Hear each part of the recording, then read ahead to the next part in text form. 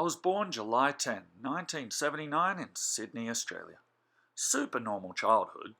Mum and Dad still alive, and my older brother by 5 years has his own wife and kids now too. We never got along until he left home. Now we're best mates. There was a lot of discipline from Dad. He's ex-Air Force. But Mum and Dad worked so hard, and I think this is where my work ethic came from, especially in sport. I was always tall. From ages 5 to 10 I played soccer, always goalie because of my height. Then 10 to 15 was Australian rules football, but I was too skinny and it hurt getting tackled too much. I was always a pretty bright kid, but just never interested in schoolwork. Every single report card said Russ is a bright, popular kid and his grades would be a lot better if he would just apply himself and stop talking. My high school was St Patrick's Morris College. I was with mates and I loved it. I was always a very social guy. 9th grade was my first ever basketball game. I was horrible, but with the help of my best mate and his family as a taxi service, I got better. We played and won a lot. It was a blast. In the 12th grade, I was good enough to leave home and live at the Australian Institute of Sport, the most exclusive basketball academy in the country, for a year, and I grew to 6'10".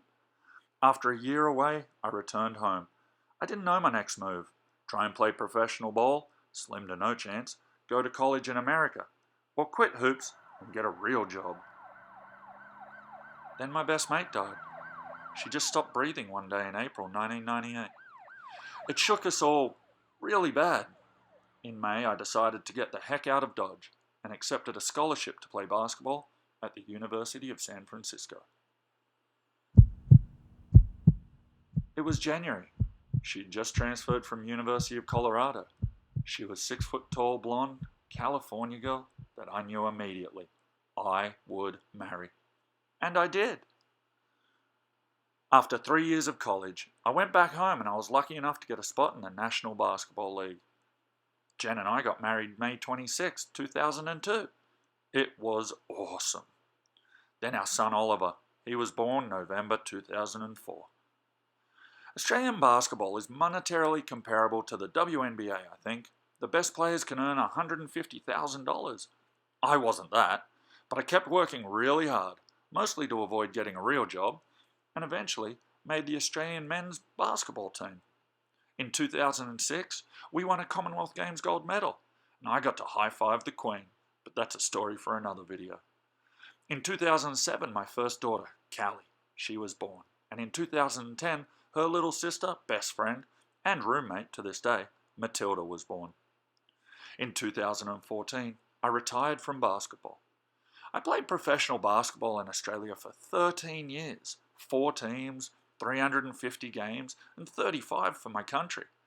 I had 9 surgeries and countless injuries, including a snapped leg, but I wouldn't change a thing. I loved every second of it. I got a job selling radio advertising. I was miserable. I gained 75 pounds immediately, and I just hated it. I was floundering. What do you do once you've had the best job ever, and all of a sudden you're just told you can't do it anymore? Any other industry, you work 13 years, you're near the top of the tree. Also, my identity was as Rusty the basketballer. Everyone knew me as that. I was on TV. It was just a shock. Then one day in 2015, my always amazingly supportive wife turned to me and said, "Babe, I want to go home." I said, "Pack it up, let's go." She and the kids, who have dual citizenship, they left December 2015. I had to wait until July 2016 for my green card, and it almost broke us. It was rough, but it taught us the most important thing of all. We do not work without each other. We ended up in Arizona in early 2017, and Jen quickly got a job at ASU as an advisor, and I'm a pool cleaner and a private basketball coach. I love my life. I am beyond blessed, and I don't know why, but I'm not here to question it. I've regained my faith in Jesus Christ, and I just try to be the best dad, husband, and man that I can be.